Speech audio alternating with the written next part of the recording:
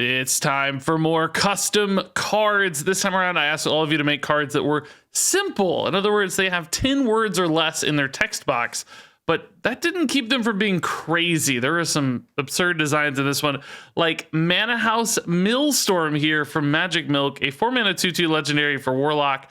Battle Cry, each player draws cards equal to your hand size. So indeed, this is a mill card. It's so brilliant. Just switching the names here makes this really feel like a Millstorm indeed. Because, of course, if you're a Warlock, you draw a bunch of cards. Warlock's good at that. And maybe you have 10 cards in hand. You play Mana House Millstorm. And suddenly, your opponent is drawing 9 cards. And if they have a fairly full hand, that means you might mill a good chunk of cards out of their deck. You know, maybe you take away 6 to even 10 cards after accounting for their natural draw, of course. And you risk losing your own cards too, because if you got a full hand, you're going to burn your own stuff. But as a Warlock, that may be less problematic for you. You may have things like the quest line where you're happy to go into fatigue, or you may want to reduce the amount of cards in your deck for some of the 10 cards or less effects that essentially exist still in standard format, with like the Quill Boar that heals with lifesteal and so on. And obviously, you could also shuffle a bunch of curses into their deck on top of all this as like a bonus once you get rid of all their cards. You dump some curses in there, and then they're very super dead very soon. So, is this good for Hearthstone? No! This would be a destructive and terrible and miserable card to play against, I think. It would just absolutely ruin too many kinds of decks, combo decks. It would feel really miserable to just watch all your cards disappear on the back of a single card. I think it's just too effective and too efficient. I like mill decks. I think they're fun to play, but only if you have to work for it, only if they're really hard to pull off. This is just too much in a single effect. So, do I think this card should exist? No. Do I think it's a really fun design and flavor and spin on the name of Millhouse Manastorm? Absolutely. Does it fit a lot of themes of Warlock? Sure does. Matches up to a lot of things Warlock is doing right now. Would Blizzard print this? Maybe. They've made some destructive cards in the past, but still, I thought a really cool one to highlight. Moving on here to a card from Jay Ballister. This is the Moarg Dissector, a 3-mana 3/4 demon with Battle Cry. Split a minion in 2. In other words, you have its stats. So Jay gave a great example here of why this might be a really cool effect with the card, like Malygos. You could split Malygos into 2 different minions. They'd each be 2 6s, but they would both have Malygos' effect. So you'd have plus 10 spell damage, which could obviously be pretty nuts. That might be hard to pull off in a given turn, given all the mana accounted for there.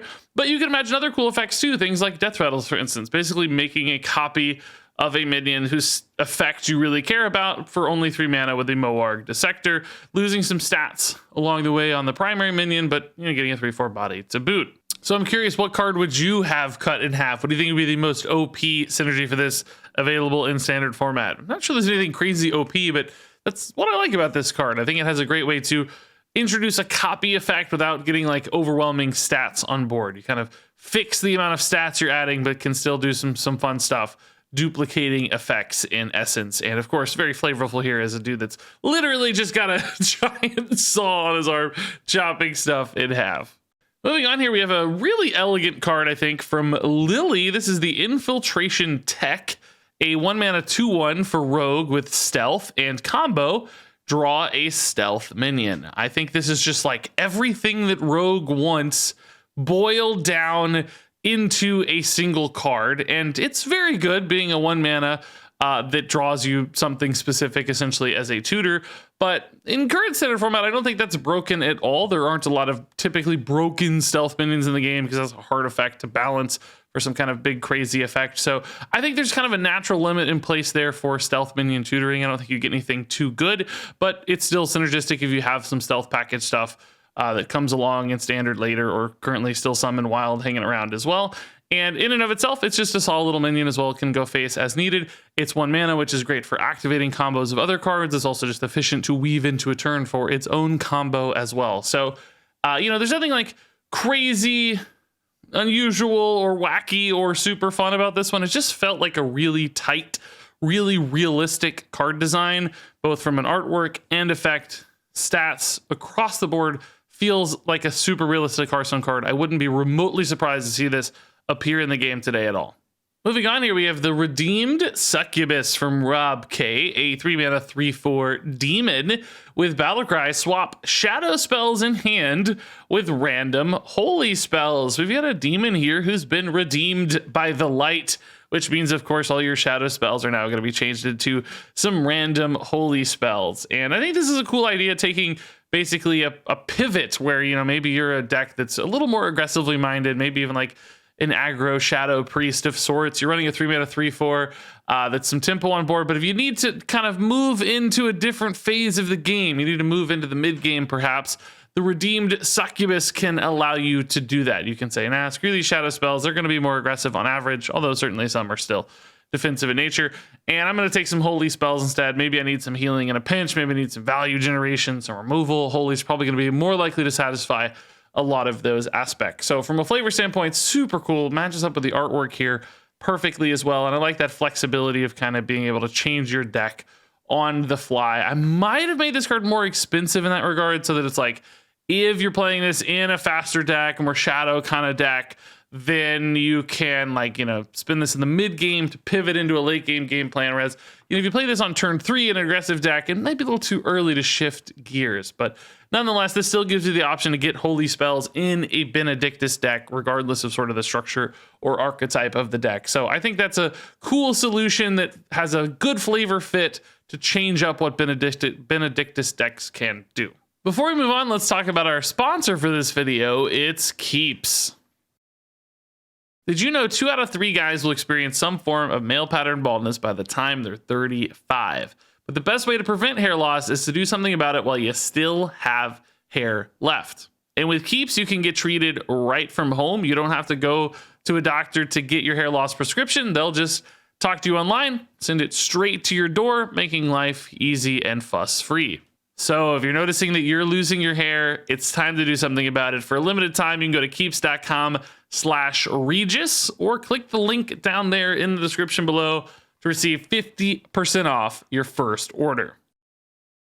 Moving on here, this card it's just like really funny, and it's so simple, but it just feels awesome. This is Obliteration from Throckmorton 27, a 4-mana mage spell, and it straight up just deals 20 damage to a minion, and naturally it's a fire spell. As you can see here, this minion has been completely obliterated. That art might be a tad gruesome for Hearthstone, although I absolutely love it. And, you know, obviously 20 damage to a minion is almost always overkill. I mean, there are Ibises floating around that get pretty big these days where that health total might matter, but for the most part, that's going to be unnecessary. Very often, this could just read like, destroy a minion, obviously.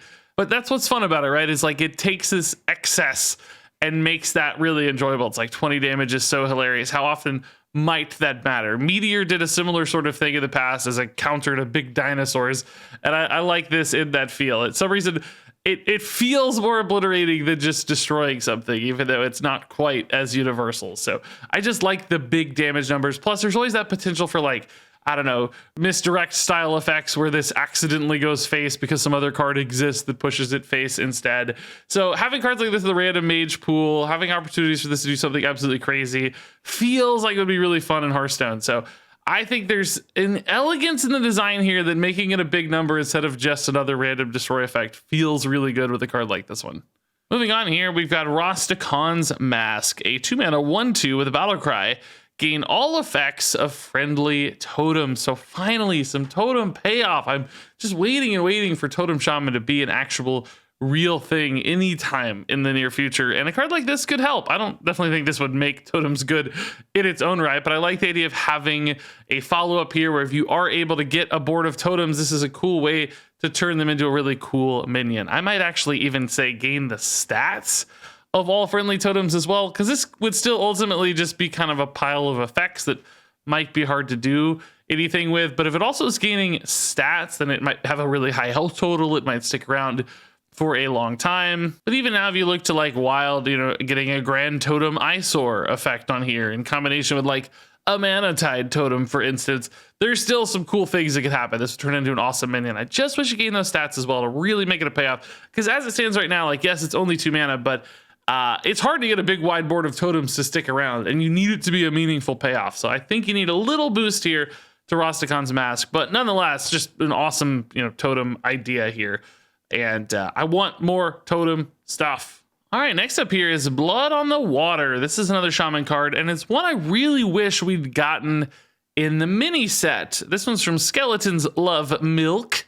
It's a 7-mana nature spell, and it summons 5 1/1 Piranha Swarmers. Now, of course, those aren't really all going to be 1/1s, presumably.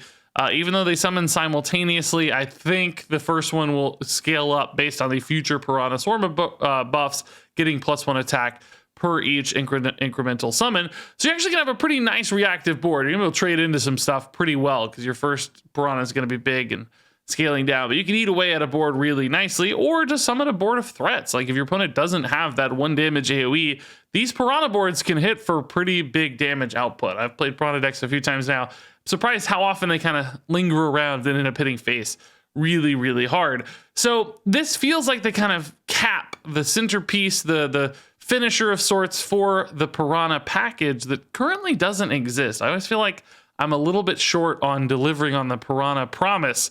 There is a lot of alliteration in this segment. My God. So, this actually also satisfies big spell stuff for Shaman and a spell type as well for Shaman here with Nature. So this could solve a few different problems. We got some big spell synergy cards in this expansion as well, like cheating spells out of hand. This feels like the perfect kind of thing for that. It fulfills Piranha decks, big spell decks, spell type decks. So all in all, could do a few different things really well. And I wish there was this sort of card to really cement some of those archetypes for Shaman that feel definitely under-supported for now. And Piranhas feel like a thing they're never going to go back to because it's so thematic for this expansion. If they don't work based on this package, they're probably never, ever really going to work. So I wish we had seen a card like this one. Next up is Disturb the Forest from Nutter666. It's a 2-mana Echo spell. Echo coming back looks cool. It's a nature spell, and it summons a 2/2 Treant with Rush. So essentially here, you're getting a nice little 2/2 that can trade in each time, and that's up to 5 in a given turn. So a couple of use cases here. Just use these to wipe out your opponent's board. I'd say fairly inefficiently compared to something like Onyxia, for instance. Obviously, you're not going to feel great spending 10 mana on this usually. You can also just build your own board in a pinch if you need to get 5 minions out for your token deck. This can do that even if you're not utilizing the rush. And then finally, this has some nature synergy spells as well. We've got cards like Guff Rune Totem, the minion version of Guff that buffs based on nature spells, but not a lot of great ways to activate a card like Guff because, there are certainly nature spells in Druid, but getting them all together with a bunch of minions on board and, a lot of nature spells all at once can be tough. A card like this one could allow you to fulfill the Guff promise a little better because you have multiple nature spells packed into a single card. So Guff plus this, those rush stats, getting buffed by Guff with multiple triggers in a given turn, that feels like a really cool combination that could make a card like Guff be worth it. When you weave in other nature synergies like Lady Anacondra, you might have yourself a little bit of a deck brewing. So I think this does offer a lot for Druid in a couple directions, that nature spell direction and in a token deck as well. So I wouldn't mind the return of Echo as a formal keyword, nor would I mind the addition of a card like this one. And then finally, we have a card here from Blue Zombie Blood. It's Bargaining Inquisitor. It's a 3-mana 3/3 demon with Battle Cry. Destroy a minion. Its owner draws 2 cards. So I like this trade-off. This feels very demon-like, very sacrifice-like. Like, okay, I can use this on my own stuff, which might be really nice if I have like an egg deck, for instance. This becomes a great payoff for an egg deck where I'm able to satisfy my death rattle, get a bonus 3/3, and additionally draw 2 cards, which can be great for warlocks. I'm sacrificing my own stuff for some upside. Or if you want to, you could use this as removal, really efficient 3-mana removal, but it comes at the risk or downside of giving your opponent additional resources. So this just feels like a really nicely balanced effect. And of course, with Warlock right now, making them draw cards can absolutely be good too, because of things like curses being shuffled into their deck or trying to get their deck empty in the first place. Like, this is kind of the realistic, maybe more balanced version of the Millstorm card we saw at the beginning of the video. That's an absolutely crazy mill support card. This, I think, would still be a very strong one for the record. This looks like a really interesting, strong design, but feels reasonable, I think, at least. This could absolutely be a card that gets printed and indeed feels like a real Hearthstone card. I think once again, a lot of these simple designs are just so clean and so tight that they look like they could be in the game tomorrow. So that said, that wraps it up for this custom card video. I'm curious to hear what you guys think about all of these different designs. Which of these would you like to see in the game? What might you tweak about these cards to make them feel balanced, more flavorful, etc.? Curious to hear those thoughts and more. Is Mana House Millstorm completely absurdly broken? Yes. Even though he has asymmetrical effect, Warlock would reap far too many benefits, and this would be far too frustrating, but that's okay. We still like to talk about crazy broken cards from time to time, and I think this one is a great example of that. So of course, if you want to submit some more custom cards for the next video, check the link down there in the description. That'll give you the submission form and the details and instructions for the next round of videos. That said, thanks much as always for watching. Thanks for submitting some really cool designs, and until next time, game on.